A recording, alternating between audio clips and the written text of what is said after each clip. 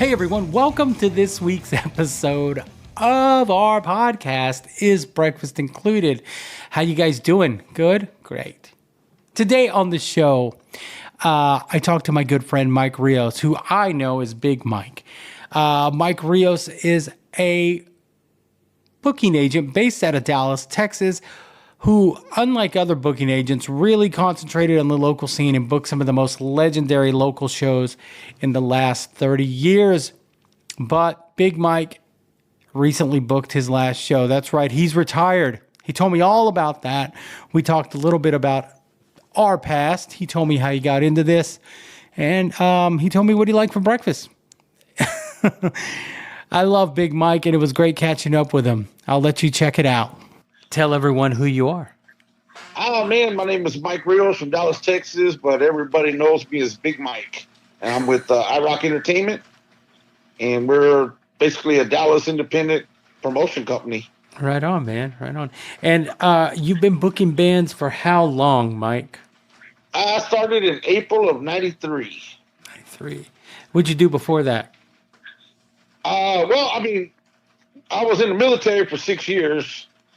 And then when I got out of the military, I was working at Napa Distribution Center. And I worked there from February 92 until February 98. And at that time, I went full-time. So I was working at Napa during the day and doing the shows and working the clubs at night. And then I finally got enough work going on that I could do it full-time. So in February of 98, I pretty much started working the clubs full-time instead of just part-time. Mm-hmm. And before that, when you were in, when you were in high school or whatever, did you, were you involved in the music scene? Did you play or anything? No, but I grew up around music. I have families, got a pretty big musical family that has talent. I'm just not one of them. I have a couple of cousins that played in the Army band, and and those same cousins, one of them actually played and toured nationally in the Tejano band. Mm-hmm. And then I have an aunt and uncle that were into the Christian music scene, the Spanish Christian scene, and they toured Texas and did a couple of TV shows and stuff back in the 70s. So music has been in our family ever since, I can remember. Like I said, I've got some talented cousins. I'm just not one of them. So you got involved in it in another way. Yeah, and so, music was just something that's always been something to me. My cousin Joe Rios Jr. has played in Tejano bands and played in some jazz bands and blues bands. And as a kid, he's about 5 years older than me. And when I was young, I used to go over his house, and he'd be sitting there practicing, to Earth, Wind, and Fire and Tower of Power and stuff like that. And I would just sit there and watch it, and just like, wow, I wish I could do that, but I just, like I said, I'm not one of them.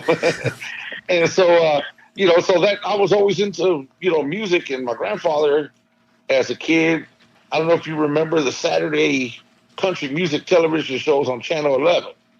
Mm-hmm.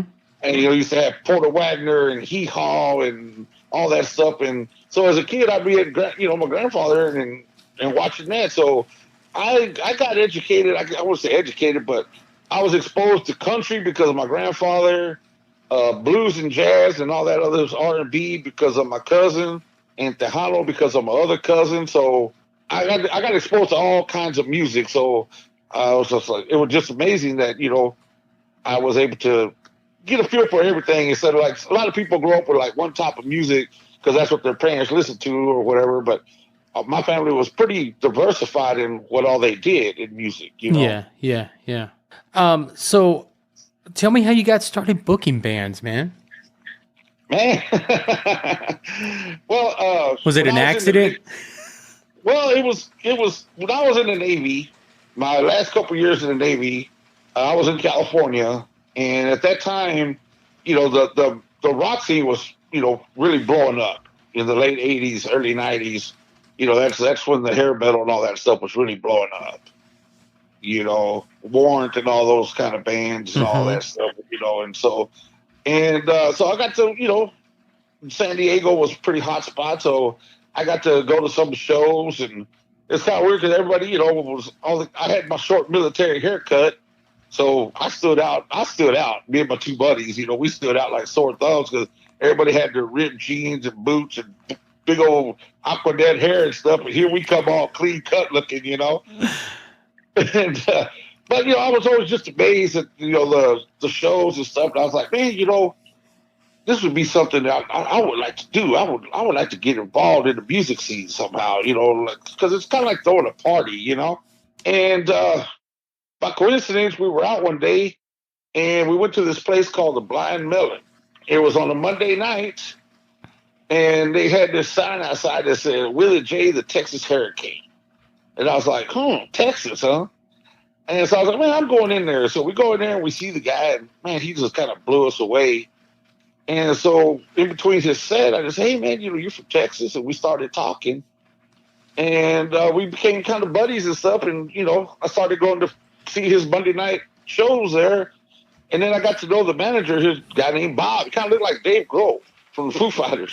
And I got to know him. And I was like, he's like, yeah, I book the bands. And I'm the, bar manager and blah, blah, blah. And I just started asking him questions. Well, how do you do this? And how do you do that? I was like, I'm kind of interested in doing that stuff. So he kind of broke it down a little bit to me. He goes, well, you got to see what the band budget is and what your budget is for the night of the week. And, just telling me different things, And I was like, oh, okay, cool. And I was like, kind of taking all this in. And then my buddy, me and Willie stayed friends. And one day I get a call from him, and he's like, hey, I'm coming to Dallas to play some shows. I'm going to be on tour. He asked me, like, hey, can you help me get the hotels and all that stuff that I need? So I did. And so I went and saw him that night.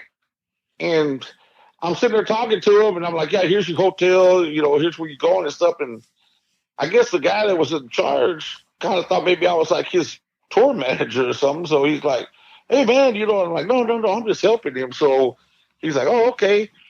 And I was like, man, I want to do this. So there was a guy that I was working with at Napa, and he was in a band, and they just started out. They were called Cry Tough. Mm-hmm. And I told him, I said, hey, man, I'm going to help you get some shows. And he's like, you ever done it before? And I kind of lied to him.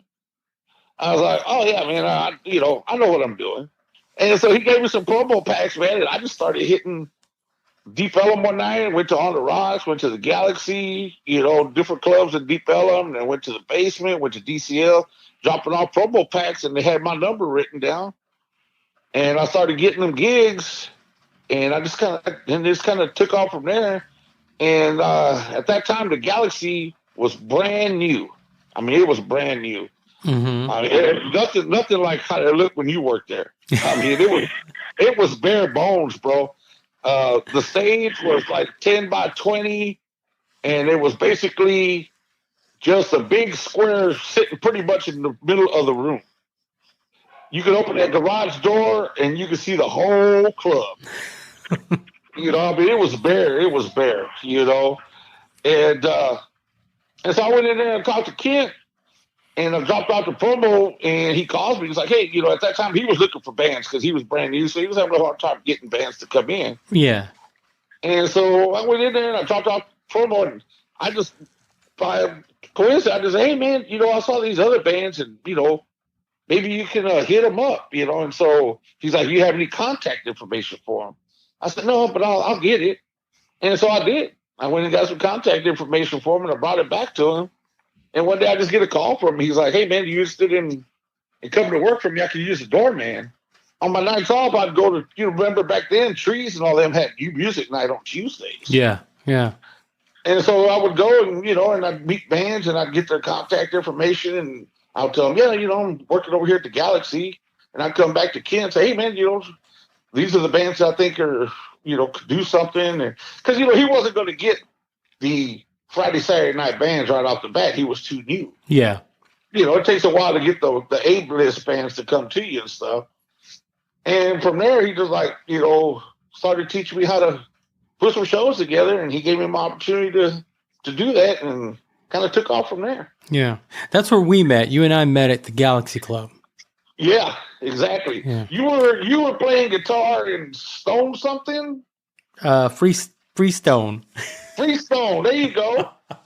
Yeah, so Exactly. that's where you and I met, and you were already a few years into booking bands, and at the time, the thing around town that I remember is there was a few individuals that were charging bands to book them and manage them. And I remember having a conversation with you and you telling me like, man, you could do it yourself. Exactly.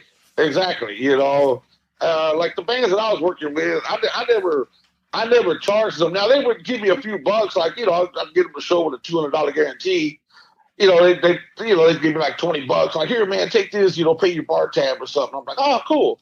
But I never asked them for it. Yeah, yeah, yeah. I was doing it because I thought it was, to me, it was fun. Yeah. At the time. Now when I started doing shows and I started doing it full time, then of course Ken had me on the payroll and stuff like that. So it was a whole different situation. So when you would book shows at the Galaxy Club or wherever you were booking at, like you said, Kent had you on the payroll. Would you also get a cut of the door of the show if you billed the whole show? Yeah, he gave us we had I guess it would be like a bonus point. It's like I was getting I thought I was like kind of like salary. I was like $300 a week or whatever. But that included me also working the door on some nights and stuff like that. But if I booked a show and you had 200-300 people show up, then at the end of the night he's like, hey man, we did great tonight and here's a bonus. It could be 50, 60, $75. But back in '93, man, you got an extra 60, $75. That was pretty good money. Yeah, yeah. Man, you and I come from a time where you booked bands, we promoted shows, we hung flyers, we went out to other clubs and promoted shows, and then you would take care of the bands at the end of the night. You or whoever was booking but I think I've worked with you more than any booking guy in Dallas when I was playing. You take a tally at the door and then you'd pay each band appropriately, and then there came a fad or an idea where bands started selling tickets, and we weren't fans of that. Neither was I. But how do you think that affected the old way of booking bands? And we're just talking about the Dallas scene right now. We knew it was going on everywhere else, but when I first started, like booking, and even when I was booking at other places, like at the time I had two bands, I had Cracked Up that I was booking for, and I was also the booking guy for Bone Trip. Mm-hmm. And we would get guarantees, and what they would do is they would take a tally at the door, but like if you were first slot, they'd say, hey man, we're going to give you $100. Okay. But they would still take a tally at the door.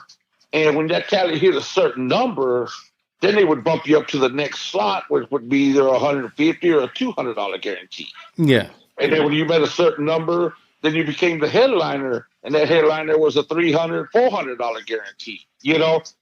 But because they understood that some nights you're going to bring it, and some nights you're not. That's just the way it is. If you're averaging 50 per show, that means one time you might bring 60 or 70, and the next time you might only bring 25. Mm-hmm. Because it all depends what's going on that night. And so they understood that, hey, man, you're not going to get your crowd here all the time. But it was a great thing because, while one band might come up a little short, the other band might bring a few extra, and it all evened out. The clubs didn't lose no money. Yeah, yeah. And then it became a tally thing where now they started paying you based on how many you brought. And that was okay. But at the time, it started kind of weeding out the bands that like, okay, well, these guys can't bring nothing, Yeah, yeah. And then when it came to the ticket deal, I didn't like the ticket deal at all. And to this day, unless I really have to, I do not make bands sell tickets. I hate that. Yeah, yeah. Because really, you're just selling tickets to pay the headliner. Yeah, and well, it's a two-edged sword because I've noticed for, because I was doing stuff with the Rail Club, and the Rail Club was making bands sell tickets for, their national acts. But it's kind of funny when you have a band that can sell you 100 tickets to a national, but when it's their own local show, they can only bring you like 20 people. Yeah, yeah. So it kind of tells you, like, are they hustling?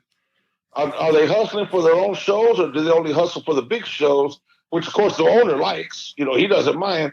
But at the same time, you're paying these bands per ticket, and it's like, okay, would these people still be coming to the show even if they would have bought a ticket from that guy? If they are, then the promoter's kind of losing money.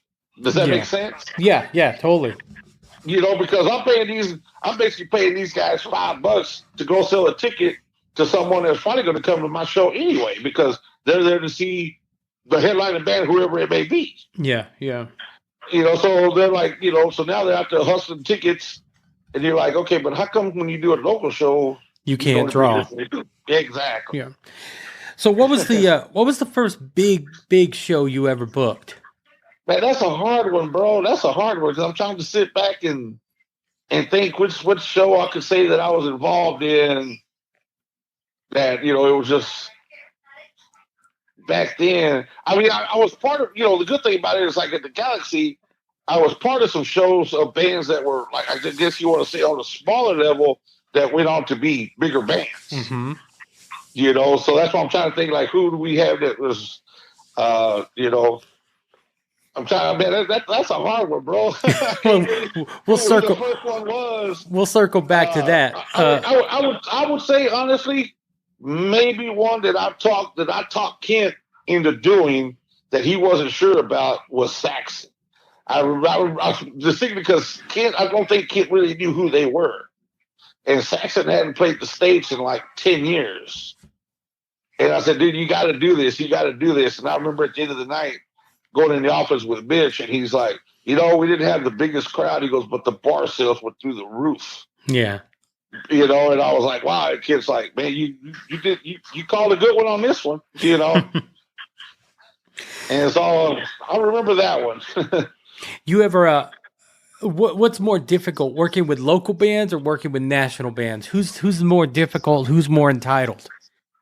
It depends. It depends on the national. It's kind of funny, man. It depends on the bands. I've worked with some, man, that are just the easiest, most down to earth, and then I've worked with some that just think they're God's gift of rock and roll. Yeah, and it's and then a lot of times it's also their crew and tour manager that could be the ones that you're like, hey, man, take a step back, dude. Yeah, like I remember I walked in, I walked into the Galaxy. I want to say it was Sebastian Bach's band that was playing.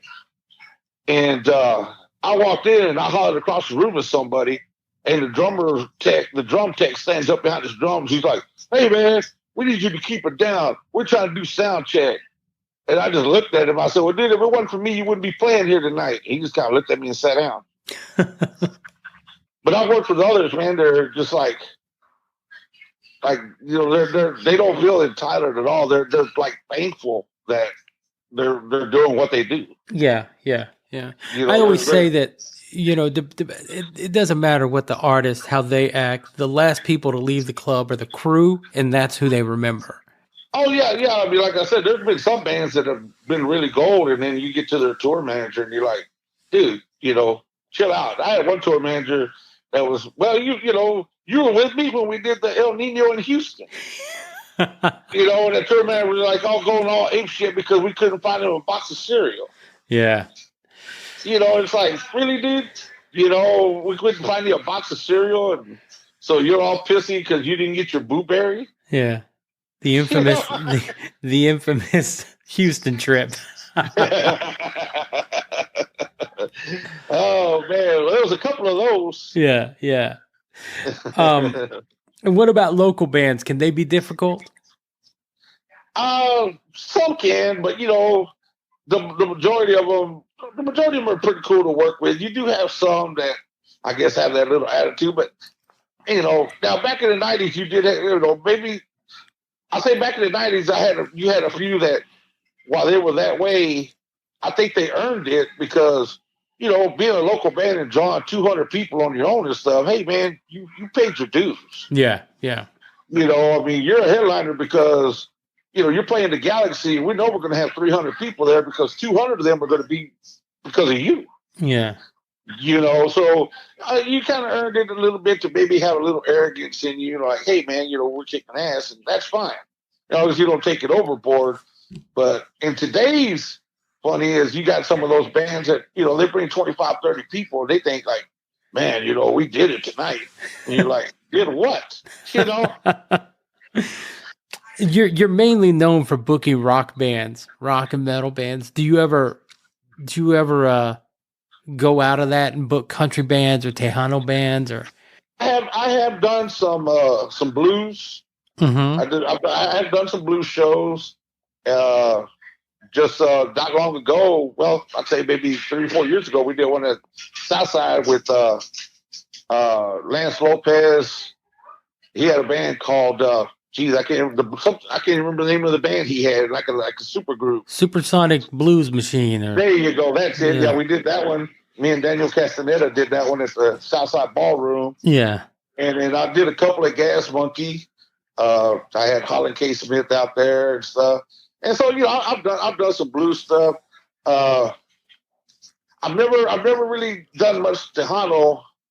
I've never really messed with that just because I'm just not part of that scene. Yeah, yeah. And but I'd really like to. Now we did do some. I have done some rap. I've done that. I've done some hip hop. I had Curtis Blow at the Boiler Room. And then way back in the day, we had Ice-T at the Galaxy. Yeah, I remember that. We had Tone Loc there too. Yeah, that was Chris though that messed with that one. Oh, okay. Doing this, I mean, you've been doing this for almost 40 years, man. 30. Excuse me. Doing this for almost 30 years. Ain't that old.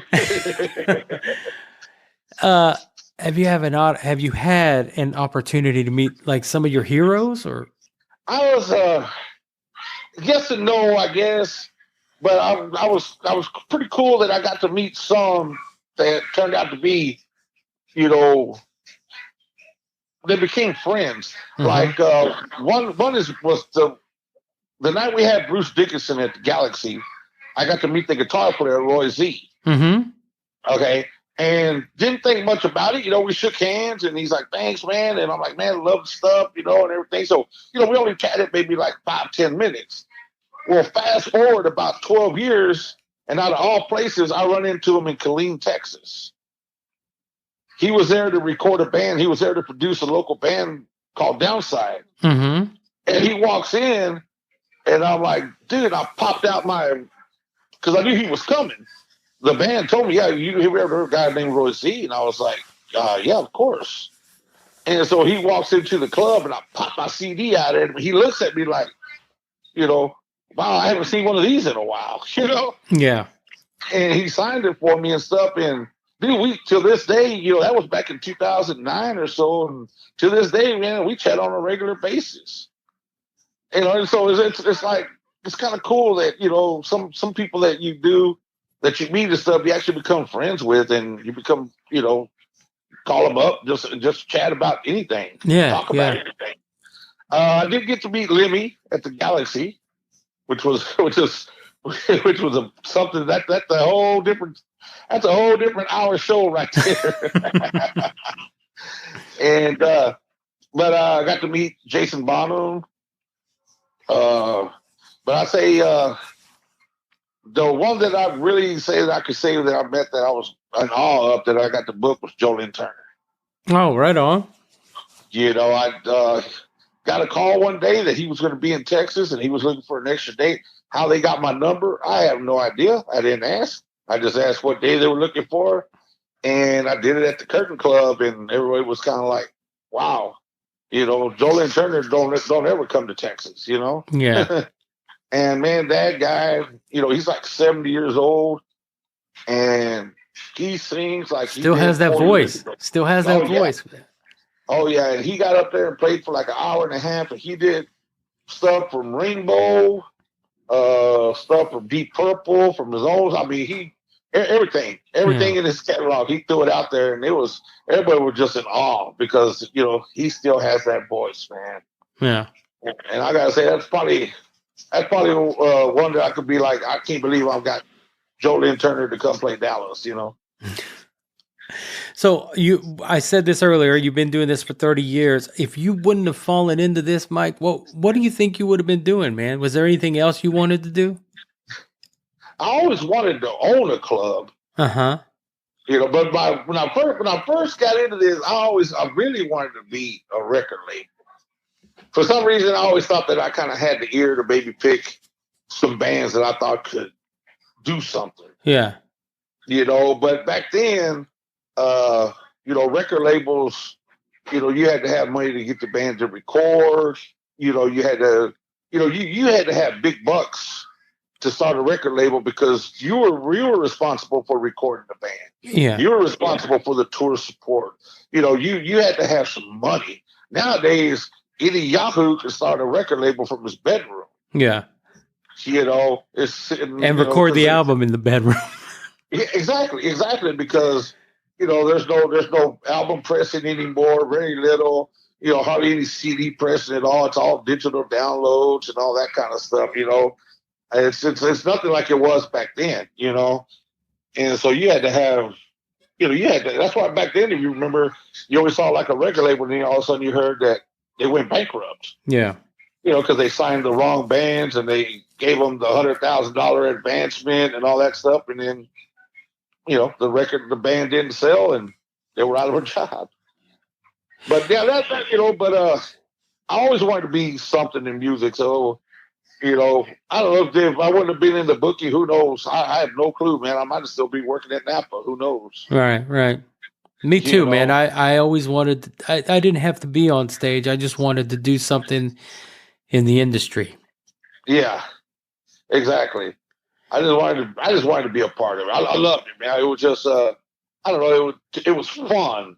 Yeah. When you walk into a club and you book the show and it's packed out and people are having a blast and they're partying, and you're like, it just gives you this, man, I did this, or I had a hand in this, and everybody's just having a good time. Everybody's having a blast. No matter how hard a week you had or how bad of a day you had, when you were at the show, everything was forgotten.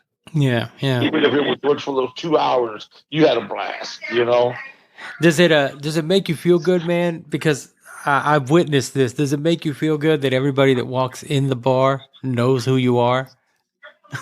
It is a trip, it is.